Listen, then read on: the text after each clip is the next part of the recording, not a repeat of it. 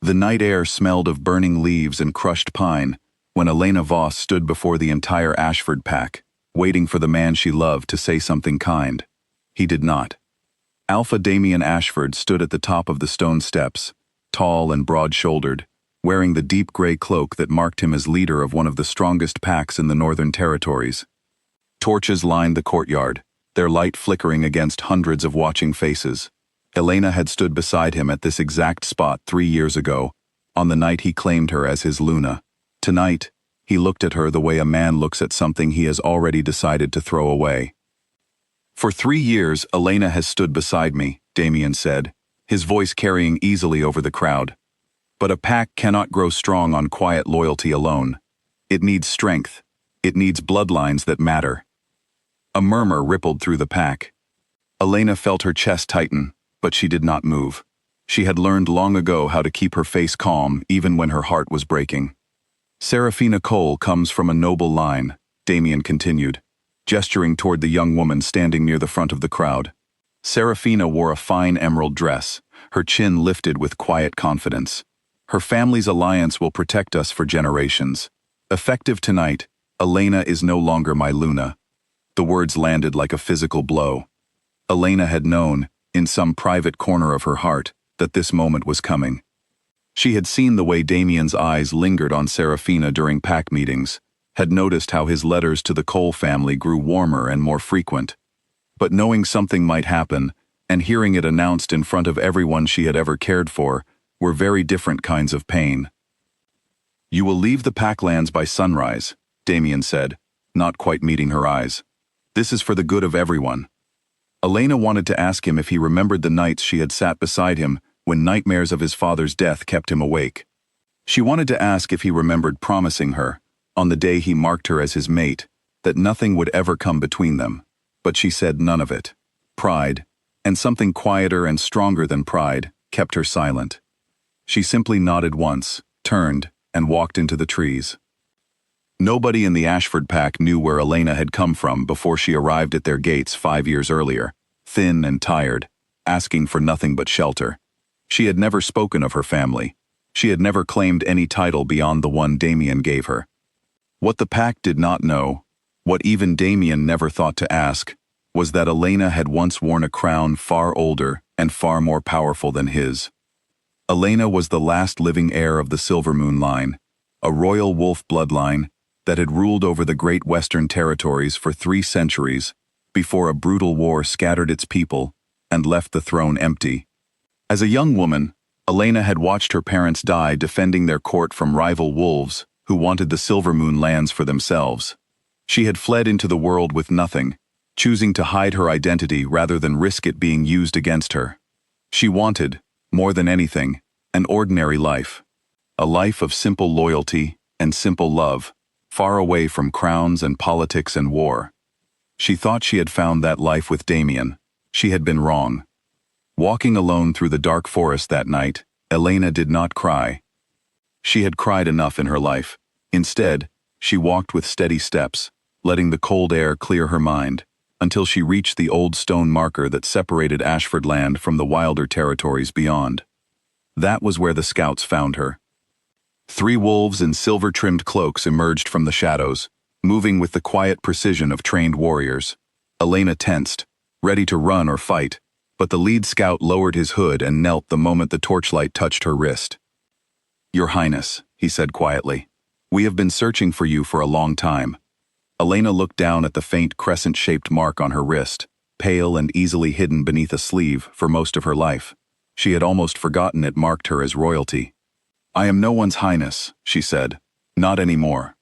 "With respect," the scout answered, rising to his feet. "The Silvermoon court still waits for its rightful heir. It has waited for 20 years. Elena wanted to refuse. She wanted to tell them she had chosen a different life, a quieter one, even if that life had just ended in humiliation. But standing in the cold with nowhere else to go, she realized something simple and painful. The ordinary life she had wanted no longer existed. Damien had made sure of that. She followed the scouts west. The Silvermoon court was unlike anything Elena remembered from her childhood, yet somehow it still felt like home. The great hall had been rebuilt from white stone, its high windows letting in soft morning light. Elders who had once served her parents wept openly when she arrived, kneeling before the daughter they had feared was lost forever. 3 weeks later, beneath banners bearing the silver crescent moon, Elena was formally crowned Alpha Queen of the Silver Moon territories. Her court stretched across lands 10 times the size of the Ashford Pack, home to wolves who had waited 2 decades for a ruler to unite them again. Elena stood at the center of the great hall, wearing a simple silver circlet instead of an elaborate crown, and made a quiet promise to herself. She would rule with fairness. She would never again let herself be made small by anyone. News of a lost queen returning to claim her throne does not stay quiet for long. Within a month, whispers of Elena's crowning had reached every pack in the region, carried by traveling wolves and curious messengers eager to share the story. The tale grew with each retelling, the Luna cast aside by a proud alpha, revealed to be a queen with more power and more history than the man who had discarded her. The Cole family heard the news within days. Seraphina's father, a careful and calculating noble wolf named Halvard Cole, called an emergency meeting the moment the rumors reached him. Sitting in his study with his daughter across from him, he did not bother softening his words. Damien humiliated the last heir of the Silver Moon line to make room for our alliance, Halvard said, his voice tight with concern. Do you understand what that means for us now? Seraphina, to her credit, looked genuinely troubled. She had accepted Damien's attention because it promised security and status, not because she wished harm on anyone. I did not know who she was, she said quietly. None of us did. It does not matter, Halvard replied. The Silver Moon Queen now has the power to crush any pack she chooses, and every wolf in these territories knows it. If we tie our family to Damien Ashford, we tie ourselves to a man who has already earned her anger. I will not risk our people for his ambition. Within the week, Halvard formally withdrew his family's support from the planned alliance.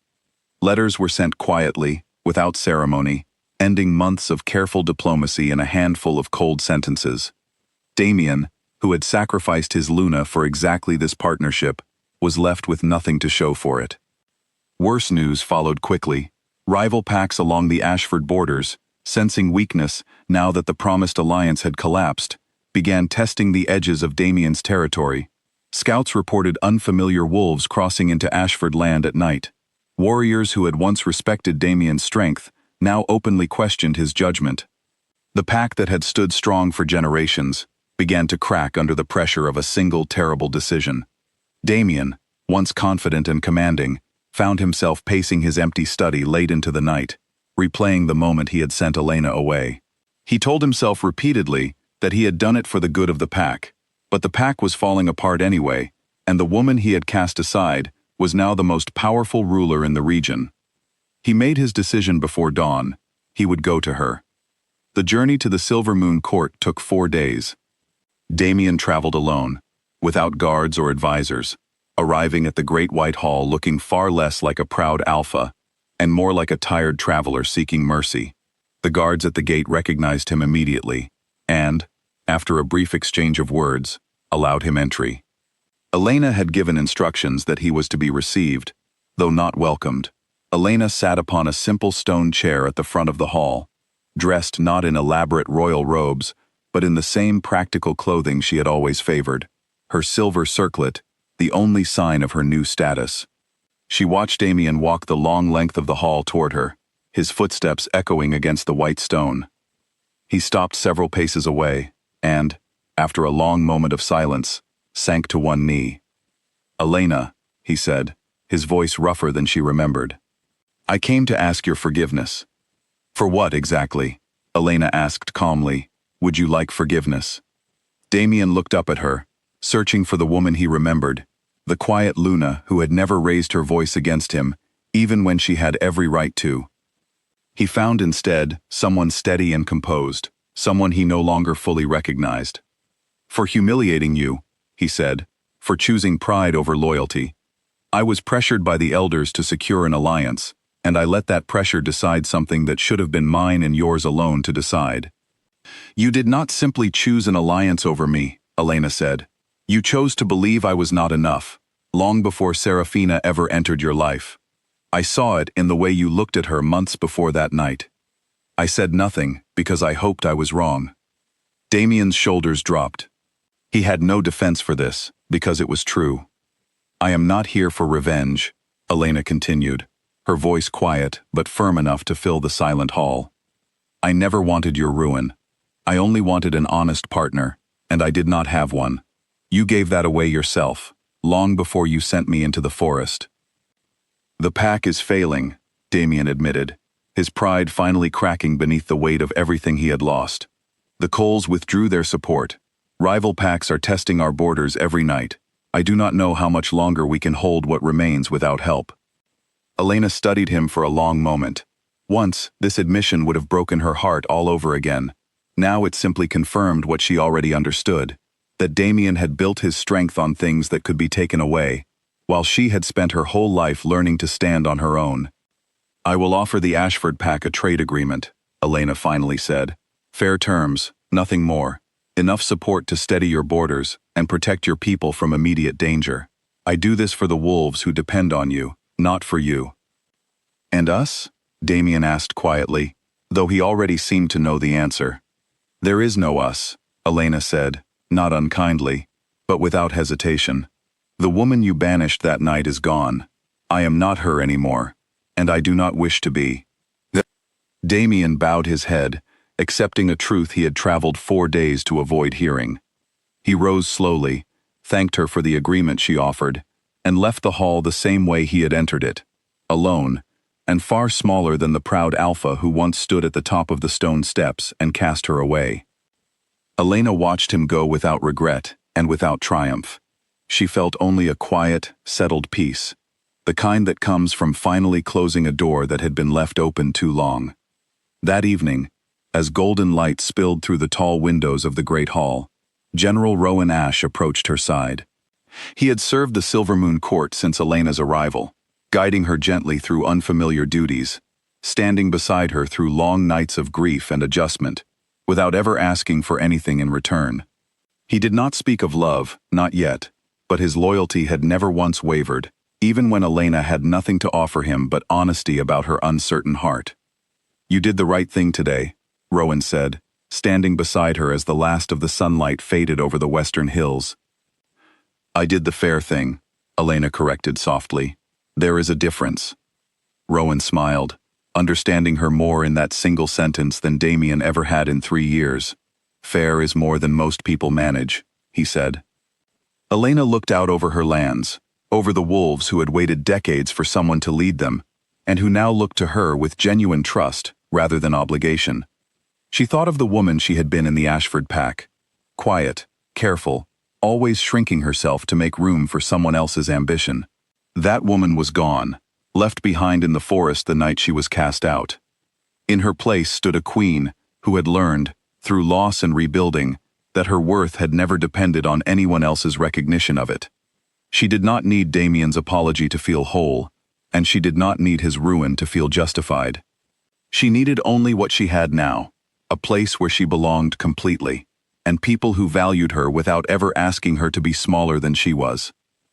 As the stars rose over the Silvermoon Court, Elena allowed herself, for the first time in a long while, to simply breathe. Whatever came next, she would meet it as herself, fully and without apology, and for the first time since that torchlit night in the Ashford courtyard, that felt like more than enough. It felt like everything.